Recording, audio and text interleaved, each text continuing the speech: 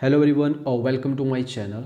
तो आज हम डिस्कस करेंगे, टॉपिक ये है कि जो पिछली वीडियो मैंने बनाई थी कीबोर्ड से रिलेटेड, उसमें मुझसे एक मिस्टेक हुई थी मैकेनिकल कीबोर्ड से रिलेटेड।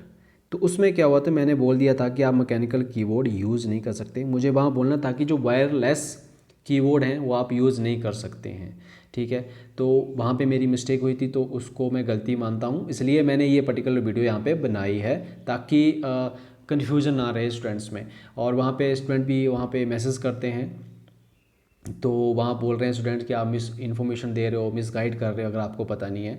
गाइस क्या है, वहाँ से मुझसे गलती हो गई थी, ह्यूमन एरर है, हो जाता है, ठीक है। कभी कभी फ्लो में फास्ट में गलती हो जाती है।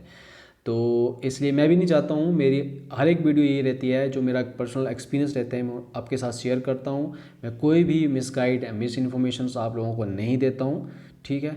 तो यही मेरी कोशिश रहती है। थोड़ा सा डिस्कस कर लेते हैं कीबोर्ड्स के बारे में। मैंने पहले भी कीबोर्ड के बारे में डिस्कस किया है पिछली वीडियो में, कि अगर आप देखिए, मैं उसमें बताया कि आपको कि अगर नया कीबोर्ड किसी को लेना है तो बस एक बैक स्पेस और जो राइट हैंड साइड वाली एक शिफ्ट की है उसको ध्यान में रखना, उनकी जो साइज़ है बड़ा होना चाहिए। जिसके पास भी कीबोर्ड जैसा भी है, स्पीड अच्छी है, तो प्लीज़ अपना कीबोर्ड वही यूज़ करें, आपको नया लेने की कोई ज़रूरत नहीं है। अगर आपको कॉन्फिडेंस है अपनी सभी कीबोर्ड पे, अपनी टाइपिंग रेसिपी, तो आप नया लेने की कोई ज़रूरत नहीं है।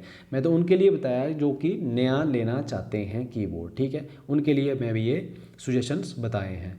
तो आपके पास दो कीबोर्ड रहते हैं, एक आपका मेमोरी कीबोर्ड होते हैं, दूसरा आपका मैकेनिकल कीबोर्ड होते हैं, ठीक है। दोनों में ही आपके वायर्ड और वायरलेस होते हैं, इसमें भी सेम होते हैं, इसमें भी सेम, मतलब यहाँ पे भी वायर्ड आपको मिलेंगे और वायरलेस इसमें भी मिलेंगे।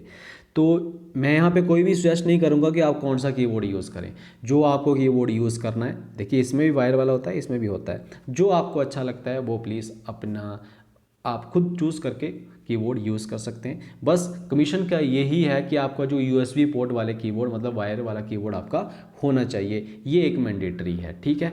और मैंने भी ये वाले कीबोर्ड यूज़ कर रखे हैं, ठीक है, जो सिंपल की नॉर्मल कीबोर्ड होते हैं, इसलिए मुझे उनके बारे में पता है, इसलिए मैं उनके ही बारे में बता सकता हूँ। मैकेनिकल कीबोर्ड मैंने भी यूज़ नहीं करा है, बस मैंने उसको देखा है। अगर किसी स्टूडेंट्स ने मैकेनिकल कीबोर्ड टाइपिंग टेस्ट में, घर में नहीं, टाइपिंग टेस्ट में यूज़ किया है वायर वाला, तो प्लीज़ कमेंट बॉक्स में उसको बता सकते हैं, ताकि हम और स्टूडेंट्स को भी बता सकें कि मैकेनिकल कीबोर्ड आप यूज़ कर सकते हैं।